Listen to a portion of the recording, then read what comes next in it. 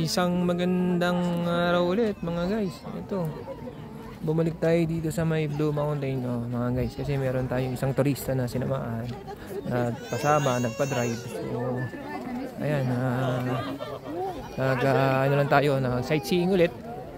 So, yung isang vlog ko guys, yung nakikita nyo dun sa vlog ko, yun yung sinasabi ko sa inyo sa may train. Doon sa may train na yun.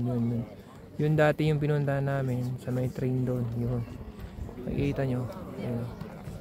Zoom ko. Yun sa may cable car. May cable car dyan na sasakyan dyan. Yun, nakita mo yung cable car na. Yun, ako nakikita nyo. Yun, cable car. Yun. So, yun yung cable car mga brother sister yan. Yan yung mga tourist spot dito sa Blue Mountain. Yan. Kaso nga lang hindi na ako pumunta doon, di ba? Sabi ko sa inyo. Dito ako pumunta sa side ng Three Sister. Yun. Doon, yan, sa kabila. Kung makikita niyo. Guide ko kayo ha. Yan yung Three Sister. Yan yung sinasabi nila, Three Sister. Yan yung sa Blue Mountain na Three Sister.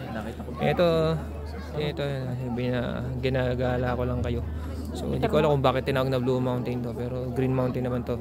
O yan, yung nakaraang vlog ko, hindi ako pumunta dito kasi napuntahan ko na pero kaso alam, sinamahan tayo na isang turista nag-request gusto magpasama dito, kaya pinunta na natin. Kaya siguro hanggang dito na lang guys. Thank you very much and God bless you all. Thank you sa mga viewers dyan.